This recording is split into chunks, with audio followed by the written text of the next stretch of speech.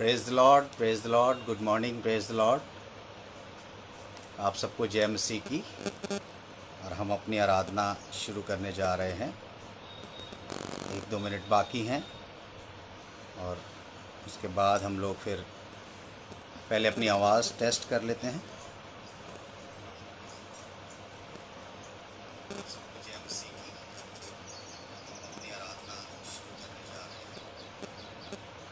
आवाज़ अगर आप तक हमारी पहुंच पा रही है तो आप हमें मैसेज कर दें ताकि हमें पता चल जाए कि आप लोग हमारे साथ जुड़ते जा रहे हैं। हमारी आवाज़ अगर आप तक पहुंच रही है, विजुअल आपके पास अगर ठीक से पहुंच रहा है तो आप हमें बताते चलें ताकि हम थोड़ी देर में अपनी आराधना को शुरू करेंगे जब तक कुछ लोग हमारे साथ जुड़ते जा रहे हैं।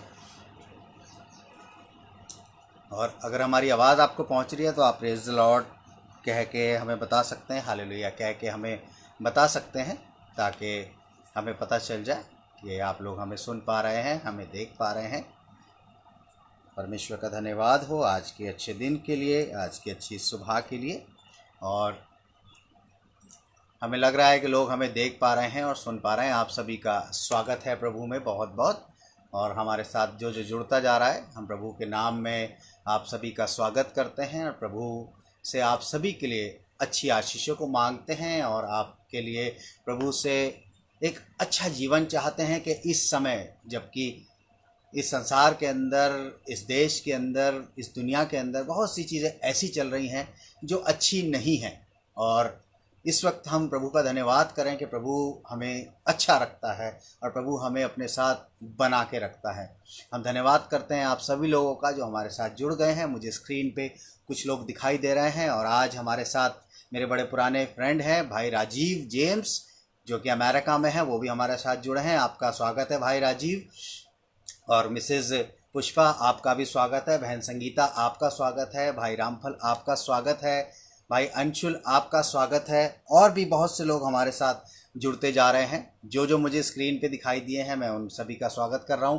और जो लोग मुझे स्क्रीन पर नहीं दिखाई दे रहे हैं मैं उनका भी प्रभु में बहुत बहुत स्वागत करता हूं और धन्यवाद करता हूं कि आप हर संडे हमारे साथ इसी तरीके से जुड़ते हैं, प्रभु में अपने आप को मजबूत करते हैं, प्रभु की बातों को सीखते हैं और भी बहुत से लोगों तक हमें प्रभु तक पहुंचने में मदद करते हैं। धन्यवाद करते हैं भाई विनोद के परिवार का भी धन्यवाद करते हैं कि भाई विनोद का परिवार हमारे साथ अभी अभी जुड़ा है। और मैंने आपको जैसे बताया है कि जब हम यहाँ लाइव होते हैं तो आप कोशिश करें कि अपने फ्रेंड सर्कल में इसको ज़्यादा से ज़्यादा शेयर करें ताकि प्रभु का वचन ज़्यादा से ज़्यादा तक लोगों तक पहुँचने पाए। मैं शेयर करने को इसलिए नहीं कहता आपसे कि आप सिर्फ इसलिए शेयर करें कि हमारा वीडियो लोग देखें, नहीं, इसलिए कहता हूँ कि प्रभु का वचन मैक्सिमम लोगों तक कम समय में पहुँच पाए, क्योंकि हम जानते हैं प्रभु अपने लोगों को बढ़ाने वाला है और इस समय में बहुत सी आशीषें देने वाला है। आइए अपनी आंखों को बंद करेंगे, उससे पहले हम भजन संहिता में देखेंगे क्या लिखा हुआ है। भजन संहिता 47 इस तरीके से कहता है कि हे देश देश के सब लोगों तालियां बजाओ, ऊंचे शब्द से परमेश्वर के लिए जय जयकार करो, क्योंकि यहोवा परम प्रधान और भय योग्य है, वे सारी पृथ्वी के ऊपर महाराजा है। वो देश देश के लोगों को हमारे सम्मुख नीचा करता और जाति जाति को हमारे पांव के नीचे कर देता है। वो हमारे लिए उत्तम भाग चुन लेगा जो उसके प्रिय याकूब के घमंड का कारण है। और 5वीं आयत कहती है, परमेश्वर जय जयकार सहित यहोवा नरसिंह के शब्दों के साथ ऊपर गया है। परमेश्वर का भजन गाओ, भजन गाओ, भजन गाओ। Praise the Lord. परमेश्वर का धन्यवाद हो इस बात के लिए कि परमेश्वर ने हम सबको एक बार फिर से यहाँ पर इसलिए जोड़ा है कि हम सब मिल के प्रभु की आराधना कर सकें, प्रभु की महिमा कर सकें और प्रभु को हम ऊंचे पर उठा सकें। आप सभी का एक बार फिर से प्रभु यीशु मसीह में बहुत बहुत स्वागत है। और जो जो हमारे साथ जुड़ते जा रहे हैं, मैं चाहूँगा कि प्रभु यीशु मसीह के नाम में आप सबको बहुतायत से आशीष मिलती रहे। आइए इस वक्त हम एक गीत गाएंगे और उस गीत में हम अपने आप को प्रभु के सम्मुख लेके आएंगे। वो गीत है, आराधना में है छुटकारा, आराधना में है चंगाई।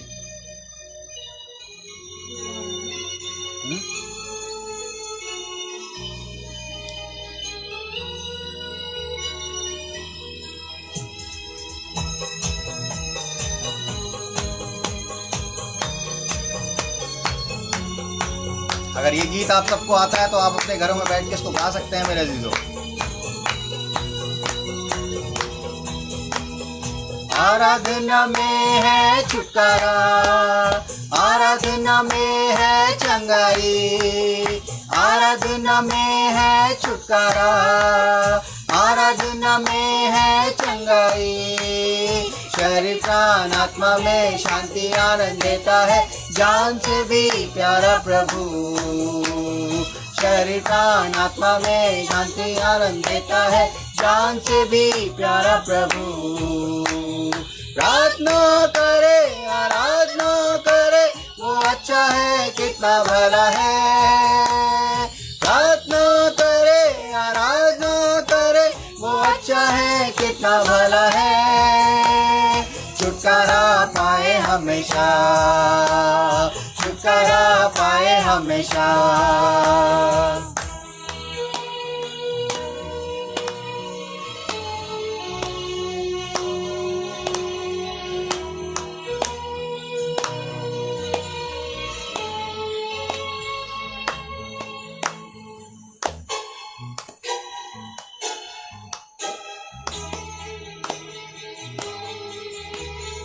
मांगो तो तुम्हें मिलेगा, ढूंढो तो पाओगे। मांगो तो तुम्हें मिलेगा, ढूंढोगे तो पाओगे। खटखटाओ खुलेंगी स्वर्ग की आशीषें, पाओ तुम उसे अभी।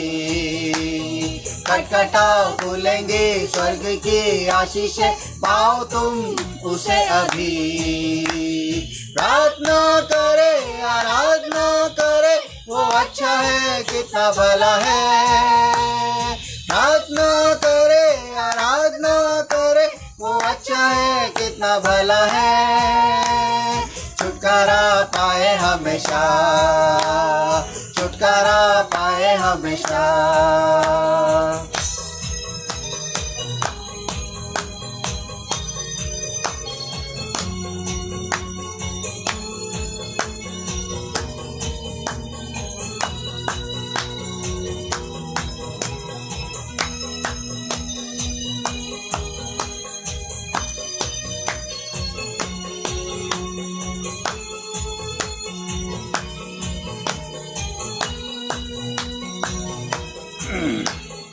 प्रार्थना करो निरंतर, प्रार्थना करो विश्वास से।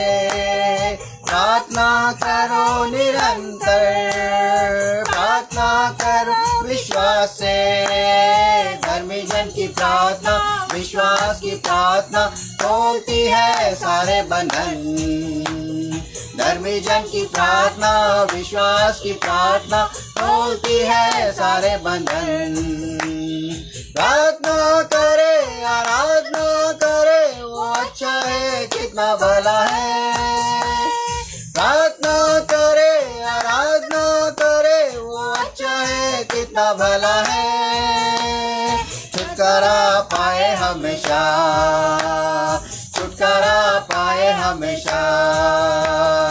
आराधना में है छुटकारा, आराधना में है चंगाई, आराधना में है छुटकारा, आराधना में है चंगाई।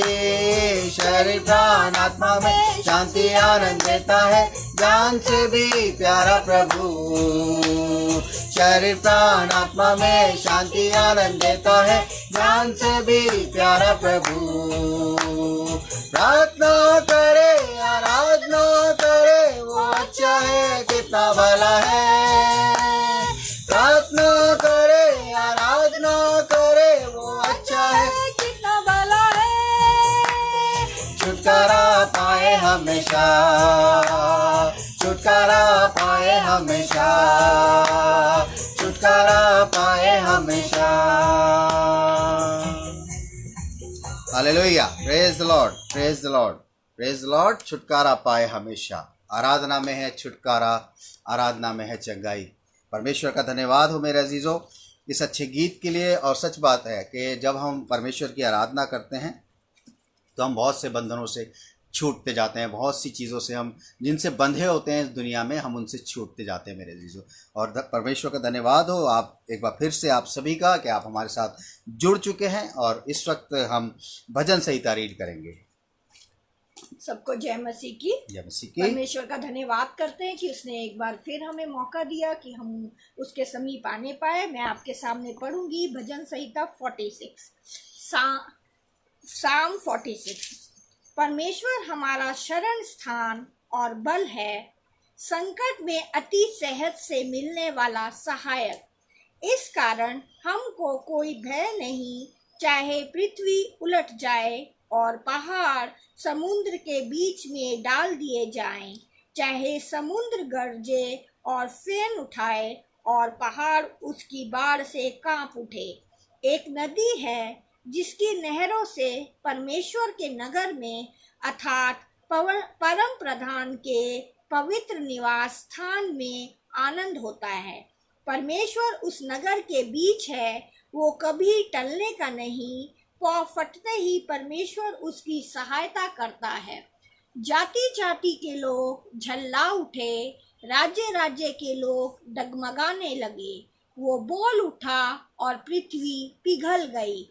सेनाओं का यहोवा हमारे संग है, याकूब का परमेश्वर हमारा ऊंचा गढ़ है। आओ यहोवा के महाकर्म देखो कि उसने पृथ्वी पर कैसा कैसा उजाड़ किया है। वह पृथ्वी की छोर तक की लड़ाइयों को मिटाता है। वो धनुष को तोड़ता और भाले को 2 टुकड़े कर डालता है और रथों को आग में झोंक देता है। चुप हो जाओ और जान लो कि मैं ही परमेश्वर हूँ। मैं जातियों में महान हूँ, मैं पृथ्वी भर में महान हूँ। सेनाओं का यहोवा हमारे संग है, याकूब का परमेश्वर हमारा ऊंचा गढ़ है। परमेश्वर अपने वचन के पढ़े और सुने जाने पर आशीष दे। सबको जय मसीह की। Praise the Lord. सबको जय मसीह की। एक बार फिर से आप सभी का स्वागत। आइए एक गीत और हम लोग गाएंगे। एक माँ की तरह प्रभु शांति देता है।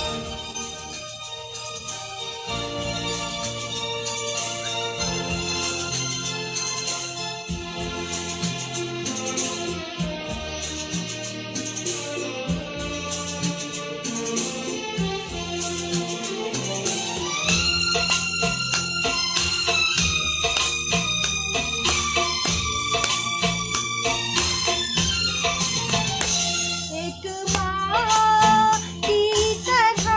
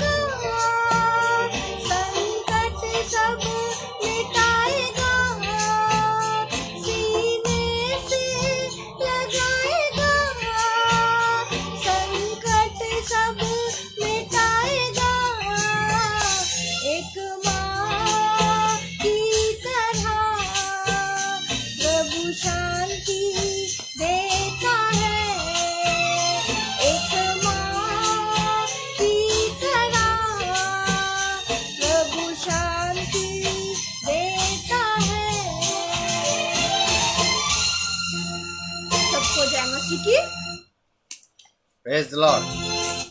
एक माँ की तरह प्रभु शांति देता है, और ये सचमुच बाइबल भी हमें सिखाती है कि एक दूध पीते हुए बच्चे को माँ भूल सकती है, लेकिन हमारा परमेश्वर कभी हमें नहीं भूल सकता। और ये हकीकत भी है, इस दुनिया में बहुत सी माएँ ऐसी हैं जो अपने बच्चों को भूल जाती हैं, लेकिन हमारा परमेश्वर हमारे को कभी नहीं भूलता और कभी नहीं त्यागता। मेरे अजीज़ों, इस वक्त समय है, आइए हम अपनी आंखों को बंद करेंगे, अपने सरों को झुकाएंगे और इस वक्त हम प्रार्थना में चलें।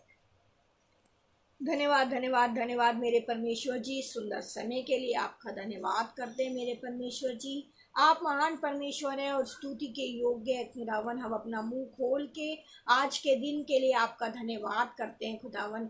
हाँ खुदावन, क्योंकि खुदावन बुलाए हुए तो बहुत है पर चुने हुए बहुत कम है मेरे परमेश्वर। आपने हमें आज ये मौका दिया कि हम आपकी सिताइश करने पाए मेरे परमेश्वर। आपने हमें जिंदों की ज़मीन पर कायम किया, इस बात के लिए हम आपका धन्यवाद करते हैं मेरे परमेश्वर। आप हमें चुनकर अपने समीप आने का अवसर देते हैं, इस बात के लिए भी तेरा धन्यवाद करते हैं। आज के दिन के लिए तेरा धन्यवाद करते हैं, इस इबादत के लिए तेरा धन्यवाद करते हैं मेरे परमेश्वर। हम मिट नहीं ये आपकी महाकरुणा का फल है मेरे परमेश्वर। आपने हमें हर प्रकार की परेशानी, बीमारी, एक्सीडेंट से बचा के रखा, इस बात के लिए भी तेरा धन्यवाद करती हूँ। लोग बहुत परेशान हैं मेरे परमेश्वर जी, पर हम जानते हैं मेरे परमेश्वर कि हम आपके हाथों में बिल्कुल सेफ है मेरे परमेश्वर। इस बात के लिए भी हम आपका धन्यवाद करते हैं खुदावन। खास तौर से आज वचन को आपके हाथों में सौंपते हैं मेरे परमेश्वर। आज हमारे मनों को आप कठोर ना करिए मेरे परमेश्वर। हम अपने मनों को कठोर ना करें, बल्कि अपने मनों को खोल दे मेरे परमेश्वर। वक्ता को आपके हाथों में सौंपती हूँ। जो भी वो कलाम पेश करते हैं हमारे सामने खुदावन, वो 100 गुना फल लाने वाला हो सके खुदावन। आप उनको अपनी रूह से मसा करिए मेरे परमेश्वर। जो भी वो बोलते हैं वो आपकी तरफ से हमारे पास पहुंचने वाला हो सके मेरे परमेश्वर। हाँ खुदावन, आज हम उस कलाम के जरिए बहुत सी आशीषें पाएं मेरे परमेश्वर, और जो भी आज वो हमें समझाते हैं उसको हम अपने दिलों में समझने वाले हो सके। एक बार फिर वक्ता को तेरे हाथों में सौंपती हूँ, पूरी इबादत को तेरे हाथों में सौंपती हूँ और आपके नाम से मांगती हूँ, सुनिए और ग्रहण करिए। आमीन आमीन। Praise the Lord, hallelujah. आप सभी को जय मसीह की एक बार फिर से आप सभी का स्वागत है प्रभु यीशु मसीह में। प्रभु यीशु मसीह आप सबको और आपके परिवारों को बहुतायत से आशीषित करें। मेरे अजीजों, पिछली बार हम बात कर रहे थे बपतिस्मे की, और मैंने आपको बताया था कि इसमें इसको हम 3 भागों में बांट के देखेंगे, क्योंकि बपतिस्मा शब्द तो बहुत छोटा है, लेकिन इस शब्द के पीछे बहुत सी गहराइयां हैं जो हमें बाइबल समझाने की कोशिश करती है। इस शब्द के पीछे बहुत से ऐसे भेद हैं जो हमें समझने बहुत ज़रूरी हैं। मेरे अजीज़ों, आज हम उस आगे की बात को कंटिन्यू करेंगे जो हमने पिछली बार जब हमने देखा था, तो बात करी थी हमने कि बाइबल के अंदर 7 तरीके के बपतिस्मे के विषय में बात है। 7 बैप्टिज्म जो है बाइबल के अंदर बताए गए हैं, और हमने पिछले हफ्ते बात करी थी कि बपतिस्मा है क्या, बपतिस्मे का अर्थ क्या है।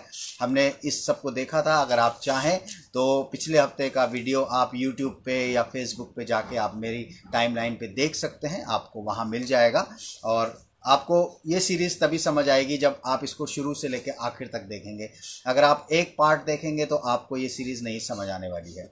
इसलिए अगर आप देखना चाहते हैं, अगर आपने पुराना नहीं देखा है तो आप पुराना ज़रूर देखें ताकि आप इसको समझने पाएँ। पिछली बार हमने बात करी थी कि बपतिस्मा क्या है। पिछली बार हमने बात करी थी मूसा के बपतिस्मे की, या बैप्टिज्म ऑफ मोसेस हम उसे कह सकते हैं। पिछली बार हमने बात करी थी कि पीड़ा, दुख और कलेश का बपतिस्मा क्या है, जिसे हम क्रूस का बपतिस्मा या बैप्टिज्म ऑफ सफरिंग भी कहते हैं। पिछली बार हमने बात करी थी यूहन्ना के बपतिस्मा की, बैप्टिज्म ऑफ जॉन की। हमने इन 3 बपतिस्मों पर पिछली बार बात करी थी, और आज हम उसको आगे बढ़ाते हुए आज भी हम 3 बपतिस्मे के विषय में बात करेंगे। और फाइनली जब हम लास्ट में जाएंगे तब हम ऐसा वो चीज़ देखेंगे जो हमें समझनी बहुत ज़रूरी है मेरे अजीज़ों। और आज जब हम इसको शुरुआत करते हैं तो अगर आप कॉपी पेन लेके बैठे हैं तो आप इसको नोट भी कर सकते हैं, ताकि आप इसको घर में बैठ के आराम से स्टडी कर सकें, आपको पता चल सके कि किस तरीके से बाइबल हमें बैप्टिज़म के विषय में या बपतिस्मे के विषय में बताती है।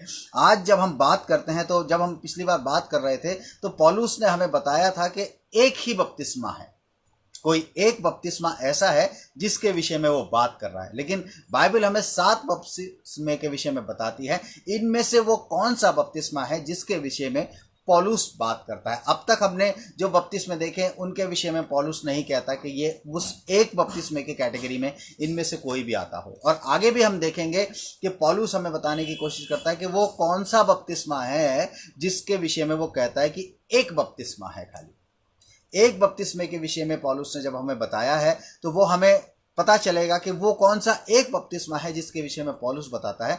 बपतिस्मे कई तरीके के बाइबल में है, लेकिन हमारे लिए कौन सा बपतिस्मा ज़रूरी है इसको समझना हमें बहुत ज़रूरी है। चलिए आज हम बात करेंगे चौथे बपतिस्मे की, जो कि यीशु का बपतिस्मा कहलाता है।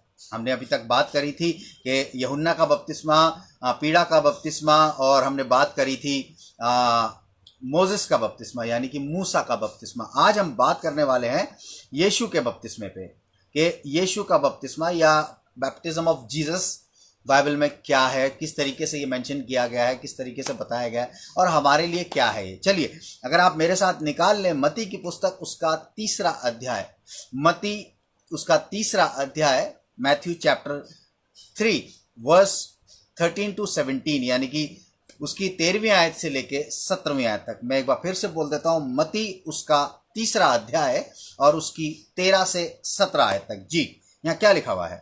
उस समय यीशु गलील से यरदन के किनारे, यहाँ पर प्रभु यीशु मसीह के विषय में बताया गया है। और हम सब जानते हैं कि प्रभु यीशु मसीह किस तरीके से यूहन्ना से बपतिस्मा लेने के लिए यरदन के पास आए। और यहाँ पर हम इसी तरीके से देखते हैं, लिखा हुआ यीशु गलील से यरदन के किनारे यूहन्ना के पास उससे बपतिस्मा लेने आया। जी आगे।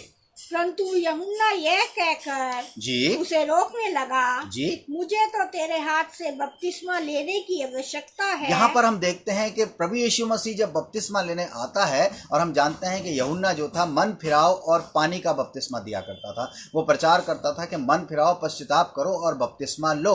और यहाँ पर भी हम देखते हैं कि प्रभु यीशु मसीह भी यूहन्ना के पास गलील में यरदन के पास उसके पास आते हैं कि भाई मुझे बपतिस्मा दो। लेकिन यहाँ पर हम जब इसको देखते हैं तो यूहन्ना उनसे कहता है, परंतु यूहन्ना ने यह कहकर उसे रोकने लगा कि मुझे तेरे हाथ से बपतिस्मा लेने की आवश्यकता है, तू मेरे पास क्यों आया है? यूहन्ना उनको कहता है कि भाई आप मेरे पास क्यों आ गए हो? आपको तो बैप्टिज्म, बल्कि मुझे आपके हाथों से बपतिस्मा लेने की जरूरत है। मैं आपको बपतिस्मा कैसे दे सकता हूं? लेकिन प्रभु यीशु मसीह ने जो जवाब दिया मेरे अजीजों, उसे समझना बहुत जरूरी है कि प्रभु यीशु मसीह ने ये जवाब उसको क्यों दिया। जी इसकी 15वीं आयत क्या कहती है? यीशु ने उसको उत्तर दिया जी कि अब तो ऐसा ही होने दे। वो कहते हैं कि अब तो ऐसा ही होने दे, यानी कि तू मुझे बपतिस्मा दे। जी आगे क्या लिखा हुआ है? क्योंकि हमें इसी रीति से सब धार्मिकता को पूरा करना उचित है। वो प्रभु यीशु मसीह उसको कहते हैं क्योंकि इसी रीति से, यानी कि इसी रिचुअल से, इसी संस्कार से, इसी पैटर्न से, जो पैटर्न बन चुका है, इसके लिए ये करना जरूरी है। और वो कहते हैं इसी रीति से सारी धार्मिकता को पूरा करना उचित है। मेरे अजीजों इस बात को समझें कि प्रभु यीशु मसीह जब बैप्टिज्म लेने आया था तो हम इस बात को कन्फर्मली कह सकते हैं, इस बात को हम पुख्ता तौर पे कह सकते हैं कि प्रभु यीशु मसीह में कोई पाप नहीं था। मेरे अजीजों हम सब जानते हैं प्रभु यीशु मसीह का जो जन्म था वो पवित्र आत्मा के द्वारा हुआ था, उसके अंदर कोई पाप का अंश नहीं था। और प्रभु यीशु मसीह हम जानते हैं कि जब बपतिस्मा लेने हम जाते हैं, बपतिस्मे की जो विधि है, पानी में जब जाते हैं तो हमें रिपेंट करना पड़ता है। पिछली बार हमने सीखा था कि हमें अपने पापों की क्षमा मांगनी पड़ती है जब हम बपतिस्मा लेने के लिए जाते हैं मेरे अजीजों। और यहाँ पर हम देखते हैं प्रभु यीशु मसीह भी बपतिस्मा लेने आया। लेकिन जब प्रभु यीशु मसीह बपतिस्मा लेने आता है तो हम इस बात को समझ लें कि प्रभु यीशु मसीह के अंदर कोई पाप नहीं था। प्रभु यीशु मसीह के अंदर कोई ऐसी बात नहीं थी कि उसे पश्चाताप करना पड़े। प्रभु यीशु मसीह को कोई बात ऐसी नहीं थी कि उसको रिपेंट करना पड़े। वो खुदा का बेटा था, वो पवित्र आत्मा से पैदा हुआ था और उसके अंदर कोई पाप नहीं था। यानी कि एक चीज हम इस बात को समझ लें कि प्रभु यीशु मसीह खुद आता है यहाँ पर लिखा है कि वो खुद आया। अगर हम इसकी 13वीं आयत देखते हैं, 13वीं आयत क्या कहती है जी? उस समय यीशु गलील से यरदन के किनारे जी यूहन्ना के पास उससे बपतिस्मा लेने यूहन्ना आया। के पास बपतिस्मा लेने आया। उसे किसी ने कहा नहीं कि तुम बपतिस्मा लो, यूहन्ना ने नहीं कहा था भाई तुम आओ, लेकिन खुद प्रभु यीशु मसीह यूहन्ना के पास बपतिस्मा लेने आया। क्यों लेने आया था उसकी हमने जब 15वीं आयत पढ़ी थी तो क्या लिखा हुआ था उसमें? क्योंकि अब इसको इसी रीति से पूरा होने दे। एक कोई रीति थी, एक कोई रिचुअल था जिसे प्रभु यीशु मसीह पूरा करना चाह रहा था। एक ऐसी बात थी जिसे प्रभु यीशु मसीह पूरा करना चाह रहा था। एक ऐसी विधि थी जिसे प्रभु यीशु मसीह पूरा करने की कोशिश कर रहा था मेरे अजीजों। और इस बात को समझ लें कि हम देख सकते हैं कि प्रभु यीशु मसीह खुद बपतिस्मा लेने के लिए एक रीति को पूरा करने आया, जबकि इस बात को जान लें कि उसको पश्चाताप करने की कोई ज़रूरत नहीं थी, उसके अंदर कोई पाप नहीं था। अगर मेरे साथ आप निकाल लें 2 कुरिन्थियों उसका 5वां अध्याय, 2 कुरिन्थियों उसका 5वां अध्याय, 2 Corinthians chapter 5 और उसकी 21वीं आयत वर्स 21। 2 कुरिन्थियों उसका 5वां अध्याय और उसकी 21वीं आयत जी क्या कहती है? जो पाप से अज्ञात था। यहाँ प्रभु यीशु मसीह के लिए पौलुस बड़ी साफ बात कहता है कि जो पाप से अज्ञात था, यानी कि उसको मालूम ही नहीं था कि पाप क्या होता है। मेरे अजीजों, हम इस संसार में रहते हैं, इस संसार में हमने जन्म लिया है और हम सब पाप की संतान कहलाते हैं, लेकिन यहाँ पर हम प्रभु यीशु मसीह के लिए इस बात को लागू नहीं कर सकते हैं। प्रभु यीशु मसीह के लिए बाइबल साफ बताती है कि वो पाप से अज्ञात था, यानी कि उसे पता ही नहीं था कि पाप होता क्या है। अज्ञात था यानी वो जानता ही नहीं था कि पाप क्या था। उर्दू की बाइबल में लिखा है कि वो बेगुनाह था, उसके अंदर कोई गुनाह नहीं पाया जाता था मेरे अजीजों, उसके अंदर कोई चीज़ नहीं थी, वो पाप नहीं था, उसके अंदर कोई भी सिन उसके अंदर नहीं पाया जाता था जिसके लिए उसे पापों की क्षमा चाहिए थी, जिसको उसको पश्चाताप करना पड़ता। और यहाँ पर साफ लिखा है जो पाप से अज्ञात था उसने हमारे लिए पाप ठहराया जी कि हम उसमें होकर परमेश्वर की धार्मिकता बन जाएं। कि हम उसमें होकर धार्मिकता बने। वो धार्मिकता को पूरा कर रहा था, वो रिचुअल्स को इसलिए नहीं पूरा कर रहा था कि उसको करना था, लेकिन वो उसको इसलिए पूरा करना था कि हम उन चीज़ों को समझें कि क्यों प्रभु यीशु मसीह ने भी बपतिस्मा लिया, जबकि उसके लिए साफ बात लिखी है कि वो पाप से अज्ञात था। लूका उसका 7वां अध्याय और उसकी 29 और 30, लूका उसका 7 अध्याय, लूक चैप्टर 7 जी कुछ लिखा हुआ है। जब हम इस बात को समझते हैं कि प्रभु यीशु मसीह बपतिस्मा लेने यूहन्ना के पास आया, लेकिन पिछली बार भी हमने देखा था कि बहुत से व्यवस्थापक, बहुत से जो पुरनीय थे, बहुत से जो लीडर्स थे, जो बहुत से लॉ लीडर्स थे, जिन्होंने चर्च को, जिन्होंने आराधनालय को, जिसके अंदर वो अपने आप को बहुत बड़ा लीडर समझते थे, उन्होंने बपतिस्मे को कैंसिल माना था। उन्होंने माना नहीं था कि यूहन्ना का बपतिस्मा ठीक है। लूका में क्या लिखा हुआ है जी 7वें अध्याय के 29 और 30 में आए क्या लिखा है? और सब साधारण लोगों ने, लूका 7, 29 और 30 जी। और सब एक मिनट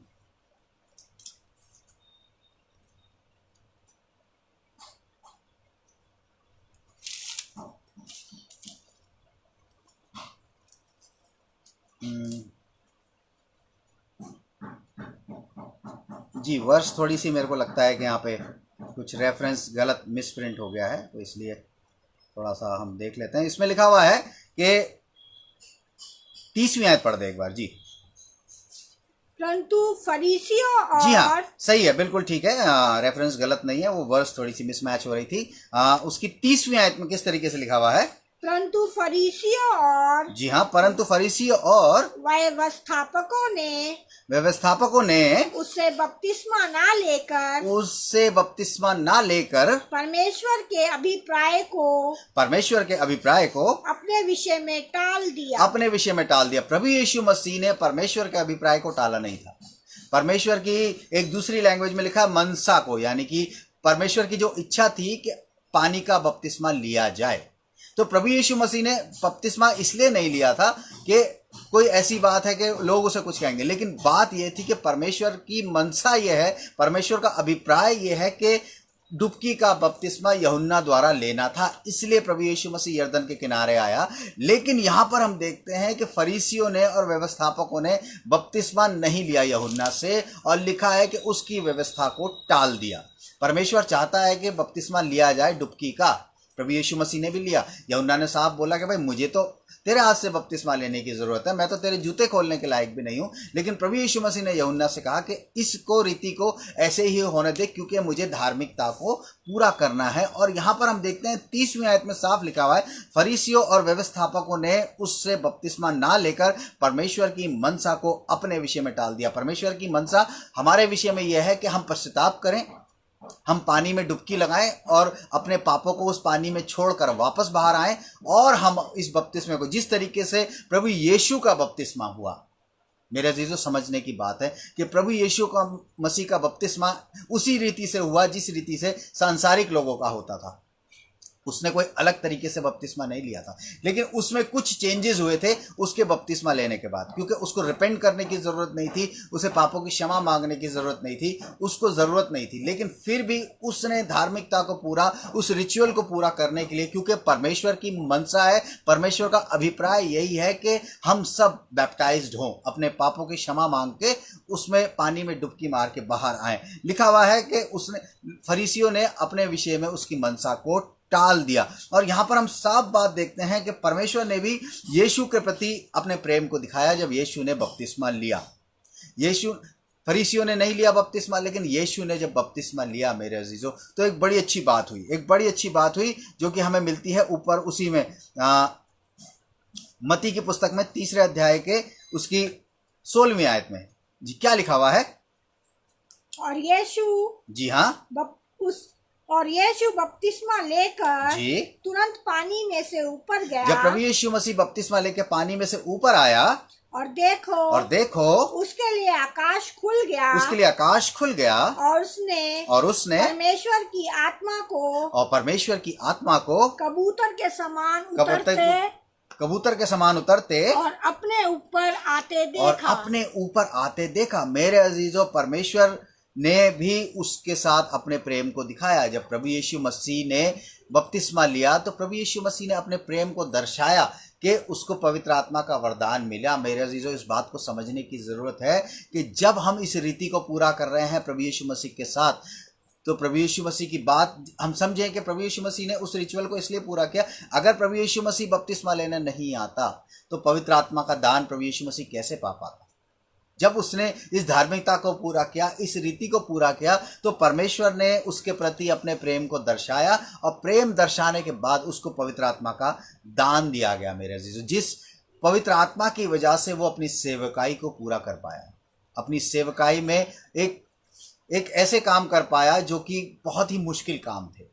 जब पवित्र आत्मा उसके साथ था तो वो उसको गाइड करता था, उसको लीड करता था, उसको साथ लेके चलता था कि वो अपने आप को उस योग्य बना पाए कि जिससे उसको काम करना है। अगर हम इस बात को समझें, लिखा हुआ है कि जब पवित्र आत्मा उस पर उतरा और उसने बपतिस्मा लिया तो आत्मा उसको जंगल में ले गया कि उसकी परीक्षा हो। आत्मा उसे लीड कर रहा था, उसे गाइड कर रहा था। मेरे अजीजों, जब हम भी बैप्टिज्म लेते हैं, जब पानी में जाके हम रिपेंट करते हैं, हमें रिपेंट करने की जरूरत है मेरे अजीजों, क्योंकि हम पाप की संतान कहलाते हैं। हमें रिपेंट करने की ज़रूरत है, हमें पश्चाताप करने की ज़रूरत है, हमें बपतिस्मा लेने की ज़रूरत है, पानी का बपतिस्मा। और उस वक्त जब हम बपतिस्मा लेके ऊपर आते हैं, तब अगर हम सच्चे मन से रिपेंट करते हैं तो प्रभु यीशु मसीह की तरह हम भी पवित्र आत्मा का वरदान पाते हैं मेरे अजीजों। और पवित्र आत्मा का वरदान पाना ही बपतिस्मे को पूरा करना है मेरे अजीजों। जिस तरीके से प्रभु यीशु मसीह ने पानी का बपतिस्मा लेके उस वरदान को पाया और उसको पूरा किया, तो इसी तरीके से जब हम भी इस बात को समझेंगे कि किस तरीके से प्रभु यीशु मसीह ने उस रीति को पूरा किया,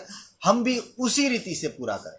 और सही मायने में जिस तरीके से हमें बताया गया है उस रीति से ही हम प्रभु यीशु मसीह के बपतिस्मे को समझते हुए, उस रीति को पूरा करते हुए, उस धार्मिकता को, प्रभु की, परमेश्वर की मनसा है हमसे, परमेश्वर का अभिप्राय है कि हम सब बपतिस्मा लें और पवित्र आत्मा का वरदान पाएं मेरे अजीजों। लेकिन बाइबल बताती है कि फरीसियों ने, जो ज़्यादा इंटेलिजेंट लोग थे, उन्होंने उसको ठुकरा दिया कि हम नहीं लेते, हम पहले से बहुत इंटेलिजेंट है, हमें ज़रूरत नहीं है किसी भी चीज़ की। लेकिन प्रभु यीशु मसीह ने साबित किया कि उसने बपतिस्मा लिया और बपतिस्मा लेके पवित्र आत्मा का वरदान पाया। तो हमने देखा कि किस तरीके से प्रभु यीशु मसीह का बपतिस्मा बाइबल के अंदर है, और प्रभु यीशु मसीह का बपतिस्मे को भी हमें समझना है। चलिए आगे हम चलते हैं, बपतिस्मे के विषय में बात करते हैं, 5वें बपतिस्मे के विषय में बात करते हैं, जो कि है आग का बपतिस्मा मेरे अजीजों, जिसे हम बैप्टिज्म ऑफ फायर भी कहते हैं।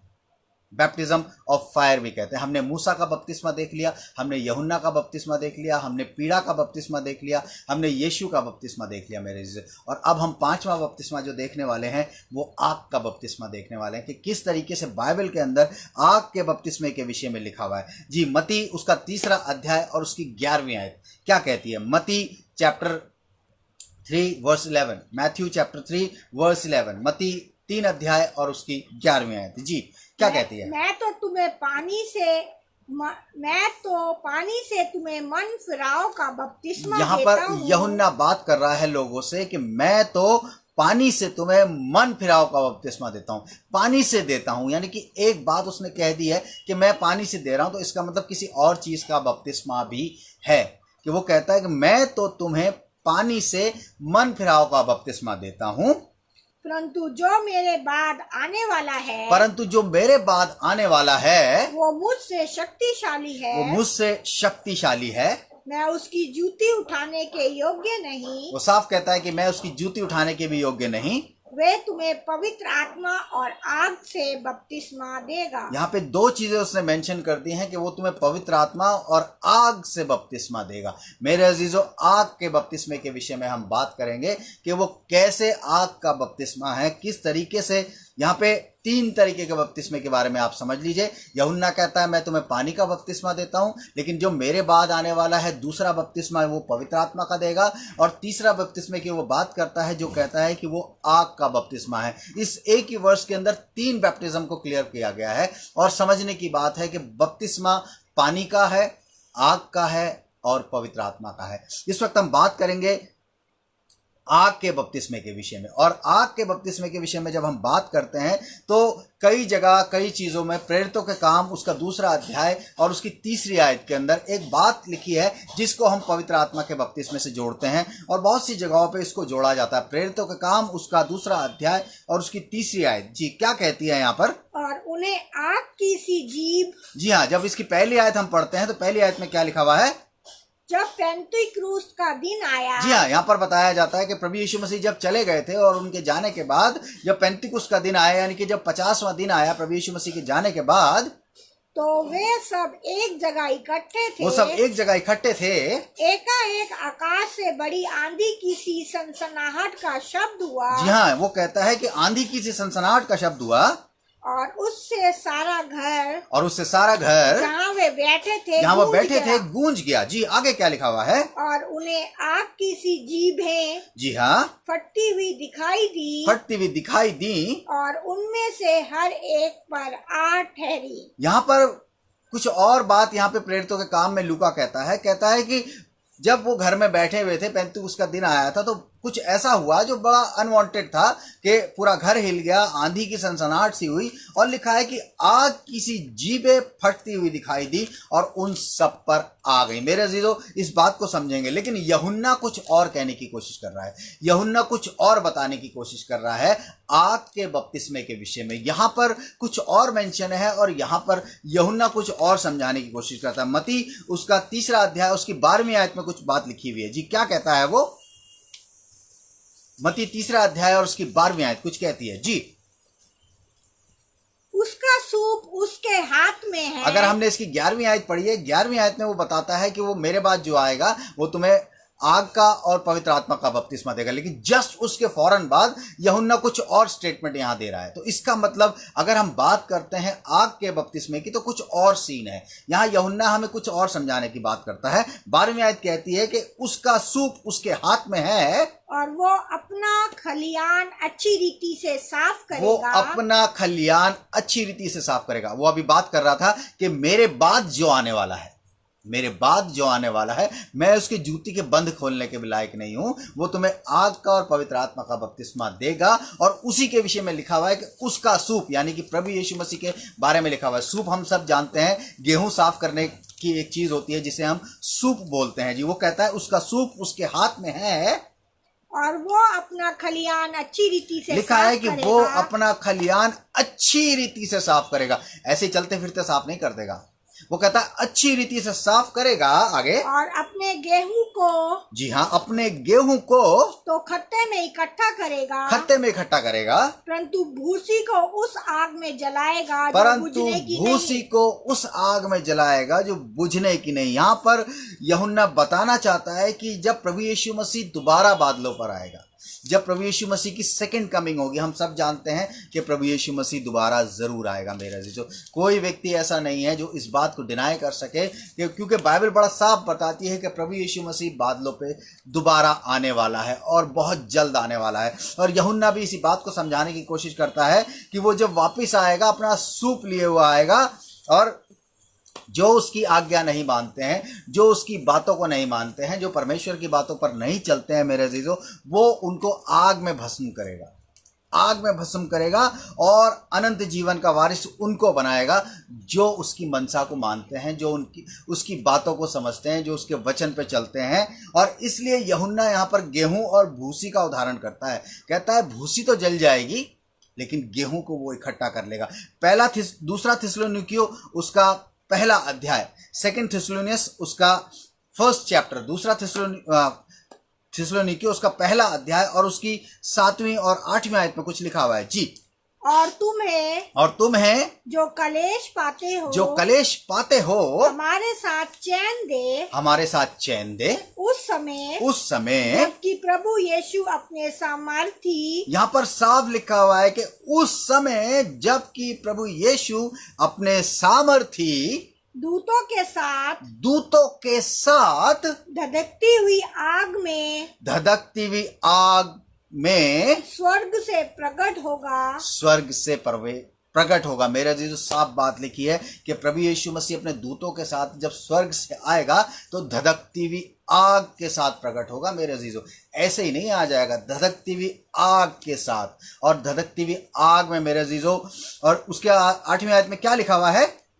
और जो परमेश्वर को नहीं पहचानते और हमारे प्रभु यीशु के सुसमाचार को नहीं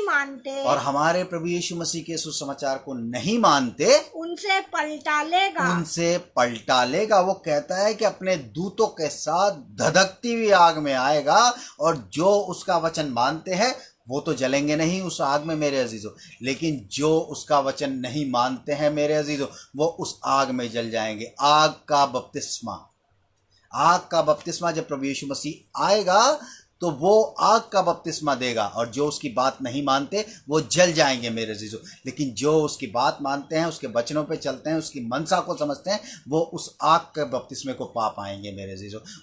वो उस आग में नहीं जलेंगे। अगर हम आग की बात करते हैं तो हम इस बात को समझेंगे कि डैनियल की किताब में भी आग का जिक्र किया गया है कि जब तीनों को, शद्रक मेशक अबेदनगो जिनका नाम उसमें दिया गया है, उनको जब आग के भट्टे में डाला गया था, धधकती हुई आग के भट्टे में थे, तब वहां पे प्रभु यीशु मसीह को बताया गया है कि परमेश्वर का पुत्र वहां था, मनुष्य का पुत्र वहां था, और वो आग में बिल्कुल नहीं जले थे मेरे अजीजों। वो जले नहीं थे। क्यों? क्योंकि उन्होंने साफ नबूकदनेस्सर को कह दिया था कि चाहे तू कुछ भी कर ले, हम तेरी बनाई हुई मूर्ति के आगे दंडवत नहीं करेंगे। हमारा परमेश्वर चाहे हमें आग से बचाए चाहे ना बचाए, लेकिन फिर भी हम तेरे आगे नहीं झुकेंगे। उनने उठा के कहा, लिखा था कि वो उस आग को 7 गुना धधका दिया गया और उनको उठा के फेंक दिया।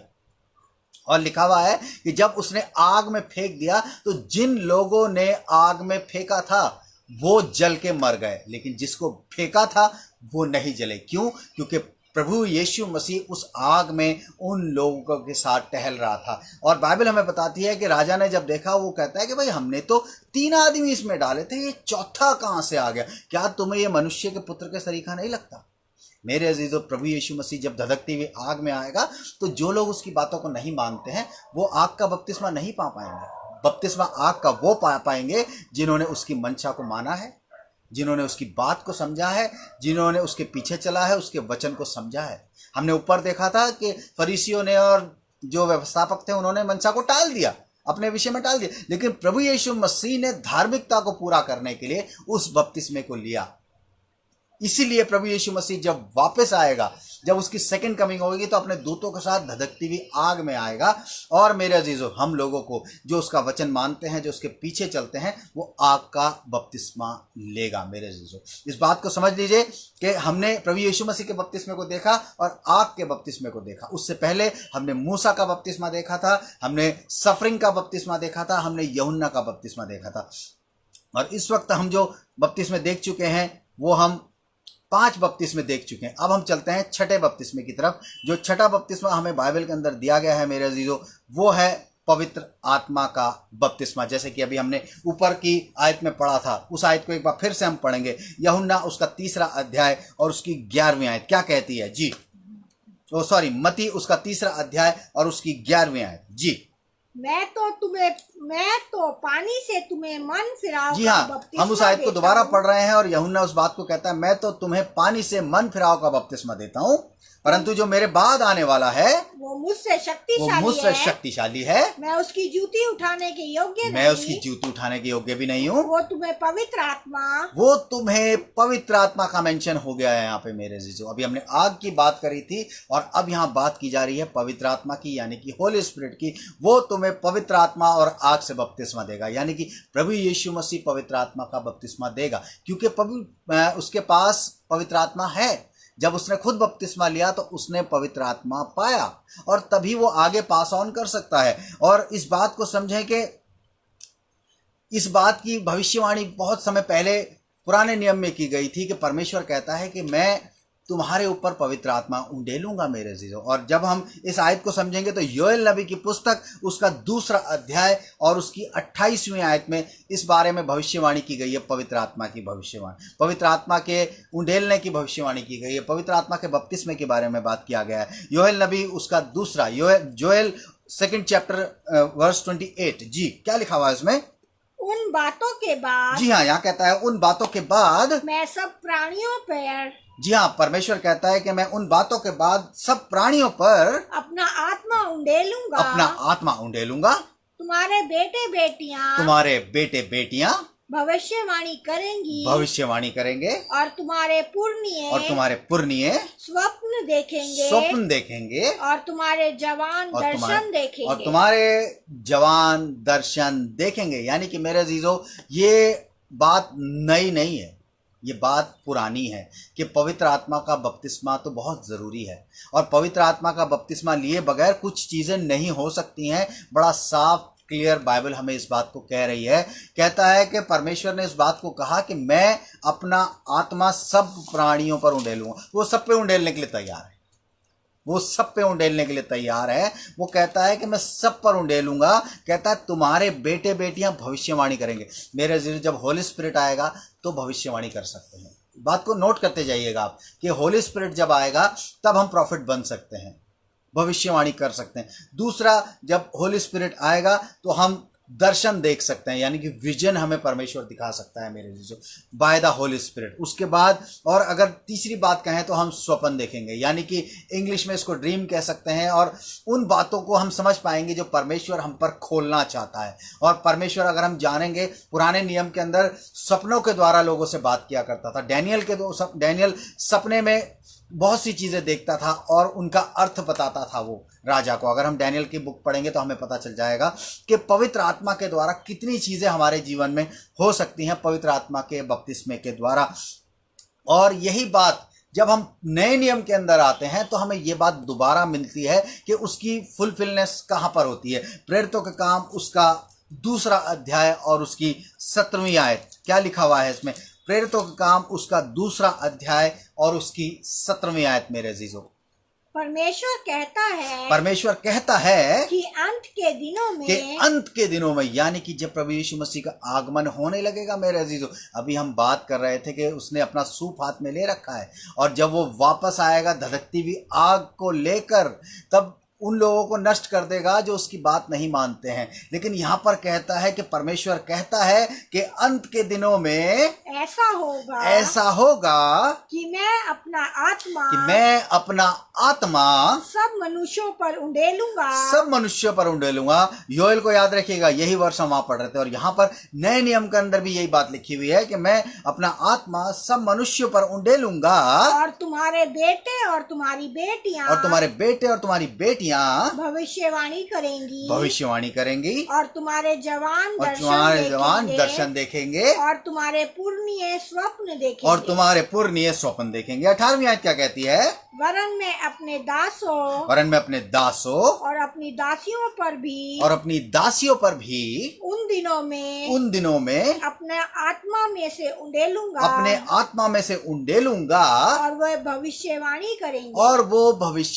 करेंगे। मेरे अजीजों, समझ लीजिए कि जो एंड डेज हैं, जो परमेश्वर के समय, यानी कि इन दिनों में हम अंत के दिनों में चल रहे हैं। और बाइबल हमें साफ बताती है कि तुम जब लड़ाइयों की चर्चा सुनो, जब तुम देश देश पे चढ़ाई करते सुनो, जब तुम महामारियों की चर्चा सुनो, जब तुम भूई डोल की चर्चा सुनो, ये सब चीज़ें आजकल हम देख रहे हैं कि महामारियां फैल रही हैं। आए दिन हम देखते हैं कि भूकंप आ जाते हैं, आए दिन हमें पता चल रहा है कि वहाँ लड़ाई चल रही है, उस देश ने उस पर चढ़ाई कर दी, और ये देखते हैं कि परिवार टूट रहे हैं, माँ बाप बच्चों से अलग हो रहे हैं, भाई बहन आपस में लड़ रहे हैं, आपस में सब में लड़ाइयाँ झगड़े चल रहे हैं। मेरे अजीजों, ये अंत के दिनों की शुरुआत है, और यहाँ पर लिखा हुआ है कि जब अंत के दिन आएंगे तो ऐसा होगा कि मैं अपनी आत्मा मनुष्यों पर उंडेलूंगा। यानी कि इन दिनों में परमेश्वर हमें अपनी आत्मा का बपतिस्मा देने वाला है। मेरे चीज़ों, अपने पवित्र आत्मा का बपतिस्मा देने के लिए तैयार है। क्या हम उसे रिसीव करने के लिए तैयार हैं? अगर हम उसे रिसीव करते हैं मेरे अजीजों, तो साफ बात है कि हम भविष्यवाणियां करेंगे, हम दर्शन देखेंगे, हम स्वप्न देखेंगे, और लिखा हुआ है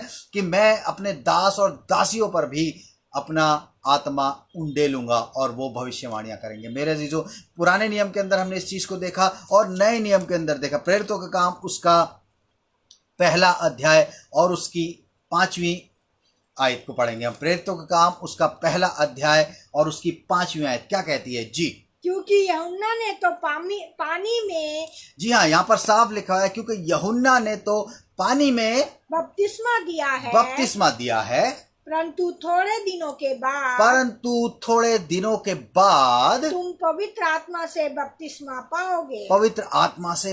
पाओगे। ये उस वक्त की बात की जा रही है जब 2000 साल पहले प्रभु यीशु मसीह था। वो हमसे साफ कहता है कि यूहन्ना ने तो पानी से बपतिस्मा दिया है, लेकिन थोड़े दिनों के बाद, यानी कि थोड़े दिनों के बाद, अंत के दिनों में मेरे अजीजों, अंत के दिनों में तुम पवित्र आत्मा से बपतिस्मा पाओगे। 8वीं आयत क्या कहता है?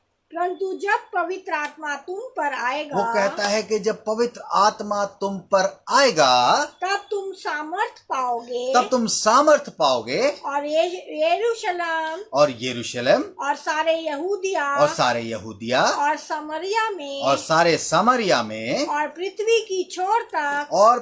की छोर तक मेरे गवाह होगे। मेरे अजीजों, साफ प्रभु यीशु मसीह इस बात को कह देना चाहता है कि जब पवित्र आत्मा का बपतिस्मा हमें मिल जाएगा, जब हम पवित्र आत्मा को पा लेंगे, तो वो साफ कहता है कि तब तुम सामर्थ पाओगे। अगर होली स्पिरिट हमारे पास है तो हमारे को सामर्थ मिलेगी। प्रभु यीशु मसीह कहता था कि मैं तो जाता हूं और तुम्हारे लिए एक सहायक छोड़ जाता हूं, एक हेल्पर हमें दे के गया है, जो हमें सामर्थ देता है, जो हमें पावर देता है, जो हमें इस योग्य बनाता है। कहता है कि जब हम सामर्थ पाएंगे तो यरूशलेम, सामरिया और यहूदिया और पृथ्वी के छोर तक, यानी कि पूरे इस संसार के अंदर हर एक कोने तक तुम मेरे गवाह ठहरोगे। यानी कि हम इस बात की गवाही दे सकते हैं कि प्रभु यीशु मसीह ही सच्चा और जीवित प्रभु है। मेरे अजीजों, तब कह पाएंगे जब हम पवित्र आत्मा का बपतिस्मा पाएंगे। मेरे अजीजों, पवित्र आत्मा का बपतिस्मा पाने के लिए बहुत ज़रूरी है कि हमें प्रभु यीशु मसीह की बात को समझना पड़ेगा। जिस तरीके से उसने यूहन्ना के पास जाके बपतिस्मा लिया और डुबकी का बपतिस्मा लिया और धार्मिकता को पूरा किया, और जब वो पानी में से निकल के आया तो हमने देखा कि कबूतर की नाई परमेश्वर ने उसके ऊपर पवित्र आत्मा भेजा। और यहाँ पर भी हम देखते हैं कि पवित्र आत्मा किस तरीके से वो देने का प्रॉमिस करता है। वो कहता है कि मैं अपना आत्मा उंडेलूंगा। कब उंडेलूंगा? जब हम रिपेंट करेंगे। कब उंडेलूंगा? जब हम उसकी बात को मानेंगे। कब उंडेलूंगा? जब हम उसके पीछे चलेंगे। कब उंडेलूंगा? जब हम उसके वचनों को समझेंगे और उसको मानेंगे। मेरे अजीजों, तो पवित्र आत्मा का बपतिस्मा हम समझेंगे। और एक बार फिर से उस आयत को निकाल लेंगे कि प्रेरितों का काम उसका 2 अध्याय और उसकी 1 से 4 आयत में, जो अभी हमने ऊपर पढ़ी थी, क्या लिखा हुआ है? जी, जब पेंतुकुस्त का दिन आया, जी हाँ, हमने पढ़ा था कि जब पेंतुकुस्त का दिन आया वो एक कमरे में बैठे हुए थे, आंधी की बड़ी सनसनाहट हुई और लिखा हुआ है कि आग किसी जीभ उन पे फटने लगी और आकर ठहर गई। और चौथी आयत क्या कहती है जी? वे सब पवित्र आत्मा से भर गए। और यहाँ पर लिखा है कि वो सब पवित्र आत्मा से भर गए। पेंतिकुस्त का दिन जब आया था, जब एक कमरे में बैठे थे, जब वो प्रार्थना कर रहे थे, उन्होंने बपतिस्मा लिया था और यहाँ पर लिखा है वे सब पवित्र आत्मा से भर गए और जिस प्रकार आत्मा ने उन्हें बोलने की सामर्थ और दी, जिस प्रकार आत्मा ने उन्हें बोलने की सामर्थ दी, वे अन्य अन्य भाषा बोलने लगे। वे अन्य अन्य भाषा बोलने लगे। मेरे अजीजों, इस बात को समझना बहुत जरूरी है कि अन्य भाषा बोलने वाले के ऊपर क्या पवित्र आत्मा है या नहीं। आजकल बड़ा कॉमन फैक्टर हो गया है कि लोग अन्य भाषा बोलते हैं, लेकिन क्या पवित्र आत्मा की सहायता से बोलते हैं? इस बात को समझना बहुत ज़रूरी है। आजकल बड़ा कॉमन है, अगर हम कहीं भी जाते हैं तो आजकल मेरे ख्याल से कुछ नहीं तो कितने % लोग हैं जो इस बात को पवित्र आत्मा के बगैर ही अन्य भाषा बोलना शुरू कर देते हैं और अन्य भाषा बोल के ये बताने की कोशिश करते हैं कि हम बहुत ही होली हैं, बहुत ही पवित्र हैं। लेकिन अगर हम उनके जीवनों को देख लेंगे, अगर हम उनकी चीज़ों को देख लेंगे तो हमें पता चल जाएगा कि पवित्र आत्मा इनके पास नहीं है। लेकिन फिर भी इस बात को समझना ज़रूरी है कि जब पवित्र आत्मा आएगा, लिखा हुआ है कि जिस प्रकार आत्मा उन्हें बोलने की सामर्थ देगा, जिस प्रकार आत्मा ने उन्हें बोलने की सामर्थ्य दी, वो अन्य भाषा बोलने लगे। और बाइबल में इसका वो भी है, उदाहरण भी है कि किस तरीके से बाइबल के अंदर बोलने की सामर्थ्य को अगर हम देखते हैं तो इसके आगे क्या लिखा हुआ है, जिसकी आगे पढ़ते हैं 5वीं आयत। आकाश के नीचे की हर जी, इसकी 8वीं आयत से पढ़ते हैं। जी, 8वीं आयत से पढ़ते हैं। तो फिर क्यों हम में से हर एक जी हाँ, अपनी अपनी जन्मभूमि हाँ जी, की भाषा सुनता है। यहाँ पर ध्यान से सुनिएगा कि जब लोग वहां बैठे हुए थे तो हर एक व्यक्ति को ये पता चल रहा था कि वो कौन सी लैंग्वेज सुन रहा है। यानी कि अगर मैं हिंदी बोलता हूं तो मुझे हिंदी सुनाई देगी किसी और के मुंह से जिसको हिंदी नहीं आती। मेरे अजीजों, इस बात को समझ लीजिएगा, इस बात को समझ लीजिएगा। यहां पर उदाहरण दिया हुआ है लैंग्वेजेस का कि लोग वहां खुद बात कर रहे हैं कि भाई मेरी भाषा ये कैसे बोल रहा है, इसे तो आती नहीं। जी, क्या लिखा हुआ है? तो फिर क्यों हम में से हर एक, वो कहता है क्यों हम में से हर एक अपनी अपनी जन्मभूमि की भाषा सुनता है। अपनी अपनी जन्मभूमि की भाषा सुनता है। हम जो पारसी, हम जो पारसी और मेदी, जी हाँ, यहाँ पे भाषाओं के बारे में लिखा हुआ है मेरे अजीजों, समझ लीजिए इस बात को। जी, क्या लिखा हुआ आगे? और अलामी, जी हाँ, और मेसोपोटामिया, जी, और यहूदिया, जी, और कप्पदूकिया, जी हाँ, और पुंतुस और आसिया, और फ्रूगिया, जी हाँ, फमफूतलिया, जी हाँ, और मिस्र, और लीबिया, जी हाँ, देश जो कुरेन के आसपास है, जी हाँ, इन सब देशों के रहने वाले, जी हाँ, और रोमी प्रवासी, जी हाँ, आगे, अर्थात यहूदी और जी हाँ, यहूदी मत धारण करने वाले, जी, क्रेती, जी हाँ, और अरबी भी हैं। 11वीं आयत क्या कहती है इसकी? 11वीं तो पढ़ी, इसके आपने 10वीं पढ़ी होगी, 11वीं इसके आगे पढ़ते। जी हाँ, अर्थात यहूदी और यहूदी मत धारण करने वाले क्रेती, जी, उसके आगे पढ़ते हैं। अरबी भी हैं, जी, परंतु अपनी अपनी भाषा में जी, उनसे परमेश्वर के बड़े बड़े कामों की चर्चा सुनते हैं। यहाँ पर साफ लिखा है अपनी अपनी भाषा में उनसे परमेश्वर के कामों की चर्चा सुनते हैं। मेरे अजीजों, अगर आप किसी मीटिंग में हैं और आप वहां अन्य भाषा सुनते हैं, बाइबल के विषय में अन्य भाषा के बारे में साफ लिखा है कि अन्य भाषा तब बोली जाए जब आप उसका अनुवाद जानते हो, जब पवित्र आत्मा आपको अनुवाद कराता हो। मैंने देखा है कि लोग अन्य भाषा बोलते हैं लेकिन सामने वाले को अन्य भाषा नहीं समझ आती। लेकिन यहाँ पर साफ बाइबल बताती है कि जब वो अन्य भाषाओं में बात कर रहे थे तो कह रहे थे यार ये तो मेरी भाषा बोल रहा है, ये तो मेरी भाषा बोल रहा है, ये तो मेरी भाषा बोल रहा है। और उन्हें पता चल रहा था कि परमेश्वर के कामों का बखान हो रहा था। उन्हें पता चल रहा था कि हमारी भाषा बोली जा रही है। अगर मैं हिंदी बोल रहा हूं तो अगर किसी को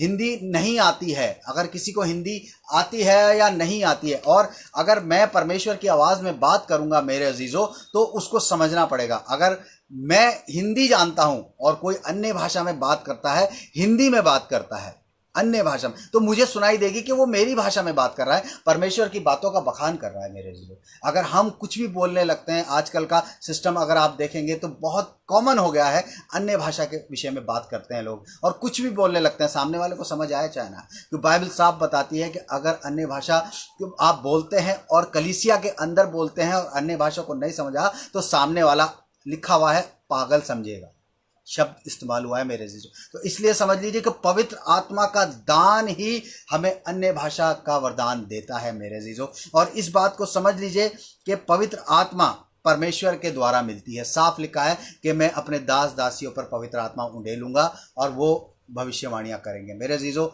साफ बात है, परमेश्वर हम पर जब तक अपना पवित्र आत्मा नहीं उंडेलेगा, हम पवित्र आत्मा का बपतिस्मा नहीं लेंगे। और पवित्र आत्मा का बपतिस्मा हमें तभी मिलेगा जब हम प्रभु यीशु मसीह की तरह धार्मिकता को पूरा कर पाएंगे मेरे जीजो। और धार्मिकता को पूरा करने के लिए हमें अपने पापों को मानना है, उसकी बातों को समझना है, तब ही जाके हम परमेश्वर के राज्य में प्रवेश कर पाएंगे मेरे जीजो।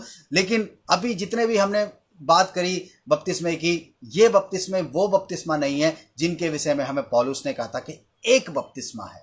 और वो एक बपतिस्मा कौन सा है उसके विषय में हम अगले हफ्ते बात करेंगे कि वो एक बपतिस्मा कौन सा है जिसके विषय में पौलुस हमें बताने की कोशिश करता है, जो हमारे जीवनों के लिए सबसे ज्यादा जरूरी है। आज हमने 6 बपतिस्मे देख लिए, अगले हफ्ते हम एक लास्ट बपतिस्मा देखेंगे कि लास्ट बपतिस्मा, और हम देखेंगे कि पवित्र आत्मा का बपतिस्मा क्या है। इसको हम थोड़ा डिटेल में देखेंगे कि पवित्र आत्मा का बपतिस्मा क्या है और पवित्र आत्मा का बपतिस्मा हम कैसे पा सकते हैं। और पवित्र आत्मा के विषय में हम और थोड़ा बहुत जानेंगे उस लास्ट बपतिस्मे के विषय में, जिसके विषय में पौलुस हमें समझाने की कोशिश करता है कि वो बपतिस्मा कौन सा है जो हमें लेना सबसे जरूरी है। आप सबको प्रभु बहुतायत से आशीषित दे, प्रभु आपको बहुत ऊंचे पर उठाए। आइए हम प्रार्थना करेंगे, अपनी आंखों को बंद करें, अपने सरों को झुकाएंगे। Thank you Jesus. प्रभु जी धन्यवाद करते हैं इस सुंदर समय के लिए, धन्यवाद करते हैं आज के अच्छे मौके के लिए कि आपने हमें मौका दिया कि हम इस बात को समझ पाए कि आप ने जिस तरीके से बपतिस्मे की रीति को पूरा किया, हमें भी उसी तरीके से बपतिस्मे की रीति को पूरा करना है। हाँ प्रभु जी धन्यवाद करते हैं जितने लोग हमारे साथ जुड़े हैं, उन सब के ऊपर आपका अनुग्रह, आपकी दया बनी रहे प्रभु जी। अपने में बढ़ाते जाएं, अपने में प्रभु जी उनको बढ़ा के और अपने में बढ़ाएं प्रभु जी, ताकि आपके नाम की महिमा उनके द्वारा, उनके परिवारों के द्वारा होती चली जाए प्रभु जी। इस वक्त खासकर प्रार्थना करते हैं बहन पूनम के लिए प्रभु जी, जिनके हाथ पैरों में सूजन है प्रभु जी और उनको नींद नहीं आती प्रभु जी। हम चाहते हैं कि अपनी दया, अपना अनुग्रह उन पर रखें प्रभु जी। जबकि हमें अगर वो देख रही हैं, हमें अगर वो सुन रही हैं प्रभु जी, तो इसी वक्त उनको छुएं प्रभु जी अपने लहू से प्रभु जी, अपने हाथ से प्रभु जी, और उनको शिफा दें प्रभु जी। उनके हाथ पैरों की सूजन को दूर करें प्रभु जी, और उनकी नींद की बीमारी को प्रभु जी दूर करें, ताकि वो आराम से सो के आपके नाम को धन्यवाद करती रहे प्रभु जी के, और इस बात को कह सकें ये प्रभु ने मेरे को चंगाई दी प्रभु जी। इस वक्त प्रार्थना करते हैं शगुन के लिए प्रभु जी, के उसको एक अच्छा लाइफ पार्टनर मिले प्रभु जी, जबकि बड़ी विश्वास के साथ उसकी माँ ने प्रभु जी इस बात को रखा है प्रभु जी। अन्य जाति से हैं लेकिन फिर भी इस बात के लिए उन्होंने कहा कि मेरी बच्ची के लिए प्रार्थना की जाए कि उसको एक अच्छा लाइफ पार्टनर मिले प्रभु जी। और हम चाहते हैं एक अच्छा लाइफ पार्टनर उसकी लाइफ में दें प्रभु जी, ताकि उनका विश्वास आप में बढ़ सके प्रभु जी, और इस बात को समझ सकें कि सचमुच प्रभु यीशु ही इस जगत का उद्धार करता है और वो सब लोगों के लिए आया है, केवल मसीही लोगों के लिए नहीं आया प्रभु जी। हम चाहते हैं अपनी दया, अपना अनुग्रह उन पर रखें प्रभु जी। इस वक्त प्रार्थना करते हैं कि भाई सोनू के लिए प्रभु जी, जिनके पैर में चोट है प्रभु जी, ताकि उनका पैर ठीक हो सके प्रभु जी, उनको आराम मिल सके प्रभु जी, उनके ऊपर दया करें प्रभु जी, उनको दर्द से आराम दे प्रभु जी, और उनके सारी चोट को ठीक करके प्रभु जी आपके नाम की महिमा कर सकें। इस वक्त प्रार्थना करते हैं बहन अर्चना डैनियल के लिए प्रभु जी, जबकि उनका बर्थडे है प्रभु जी। अब तक पिछले दिनों में आपने उनको संभाल के रखा प्रभु जी, एक अपनी आशीष से भरा प्रभु जी, और हम चाहते हैं आगे भी आने वाले साल में प्रभु जी उनको आप बहुत आयत से आशीषित करें, अपनी महिमा में रखें प्रभु जी। और चाहते हैं वो जो आशीष आपने उनको दी है एक बेबी के रूप में प्रभु जी, उसको भी आप अच्छी सेहत में रखें प्रभु जी। उसके हस्बैंड को भी आपके चरणों पर रखते हैं प्रभु जी, पूरे परिवार को आपके चरणों पर रखते हैं प्रभु जी, अपनी दया में बना के रखें। और अर्चना के लिए प्रभु जी आने वाला साल प्रभु जी बहुत तायत से प्रभु जी आशीष भरा हो प्रभु जी, और जो भी इच्छाएं और मनोकामनाएं हैं वो भी आप में होके पूरी होती चली जाए। उस बहन के लिए भी प्रार्थना करते हैं प्रभु जी जो इस वक्त अपने घर की तलाश में है प्रभु जी। हम चाहते हैं उस बहन के ऊपर भी आप अपना अनुग्रह दया करें प्रभु जी, उसको गाइड करें ताकि वो एक अच्छा घर अपने लिए खरीद सके प्रभु जी। सारे रास्तों को खोलें प्रभु जी और अच्छे अच्छे इंतजाम करें ताकि वो बहन प्रभु जी आपकी महिमा में धन्यवाद दे सके और इस बात को कह सके कि सचमुच मेरा यीशु प्रभु जी महान है, और आपके नाम की धन्यवाद हमेशा उसके मुख से निकलता रहे। उसके परिवार के साथ हो प्रभु जी। एक बार फिर से जितने परिवार हमें देख रहे हैं प्रभु जी, उन सभी के परिवारों के लिए आपसे प्रार्थना करते हैं। यदि किसी के परिवार में कोई तकलीफ है, कोई परेशानी है प्रभु जी, तो आप प्रभु जी उसके परिवारों से वो दुख को तकलीफ को दूर करें प्रभु जी, ताकि वो परिवार आपके नाम को धन्यवाद दे के आपके नाम की महिमा कर सके प्रभु जी। एक बार फिर से सभी देखने और सुनने वालों को आप बहुत आयश से आशीष दें और अपने में बढ़ाते चले जाएं। हम अपने लिए भी प्रार्थना करते हैं प्रभु जी कि आपने हमें अब तक संभाला है, आगे भी आप संभालेंगे और अपनी महिमा के लिए इस्तेमाल करेंगे। इस विनती को मांग यीशु मसीह के नाम से, आमीन। आए हमारे बाप तू जो आसमान पर है, तेरा नाम पाक माना जाए, तेरी बादशाहत आए, तेरी मर्जी जैसे आसमान पर पूरी होती है वैसे जमीन पर पूरी हो। हमारे रोज की रोटी आज हमें बख्श दे, और जैसे हम अपने कसूर वालों को माफ करते हैं तू भी हमारे कसूरों को माफ कर। हमें आजमाइश में न पड़ने दे बल्कि बुराई से बचा। बादशाहत, कुदरत और जलाल हमेशा तेरे ही है, आमीन। और अब हमारे प्रभु यीशु मसीह का अनुग्रह, परमेश्वर पिता का प्रेम और पवित्र आत्मा की सहभागिता हम सबके साथ अब से लेके, खासकर जो हमें देख रहे हैं सुन रहे हैं उनके साथ और उनके परिवारों के साथ अब से लेके हमेशा तक होती रहे, आमीन, आमीन। Praise the Lord. आप सबको जय मसीह की। परमेश्वर आप सबको बहुत आयत से आशीष दे। आप सब हमारे साथ जुड़े इसके लिए आपका बहुत बहुत धन्यवाद। नेक्स्ट वीक हम इस सीरीज़ को कंप्लीट करेंगे, तो इसलिए मेरी आपसे रिक्वेस्ट है कि आप नेक्स्ट वीक भी हमारे साथ जुड़ें ताकि इस सीरीज़ को आप भी कंप्लीट कर सकें और अपने साथ और जितने लोगों को आप जोड़ सकते हैं अपने साथ जोड़ें, ताकि हम ज़्यादा से ज़्यादा प्रभु के वचन को सीख सकें और प्रभु में बढ़ते चले जाएं। एक बार फिर से आप सभी का मैं धन्यवाद करता हूं कि आप हमारे साथ जुड़ते हैं। जो लोग लेट जुड़ते हैं आप उसको बाद में भी देख सकते हैं, यूट्यूब पे भी आप देख सकते हैं। हमारा यूट्यूब चैनल है जो कि रेवरेंड क्लेमेंट पॉल के नाम से है, आप उसे सब्सक्राइब करें ताकि ज़्यादा से ज़्यादा लोग उस पर होएं और हम ज़्यादा से ज़्यादा परमेश्वर के वचन को पहुंचा सकें लोगों तक।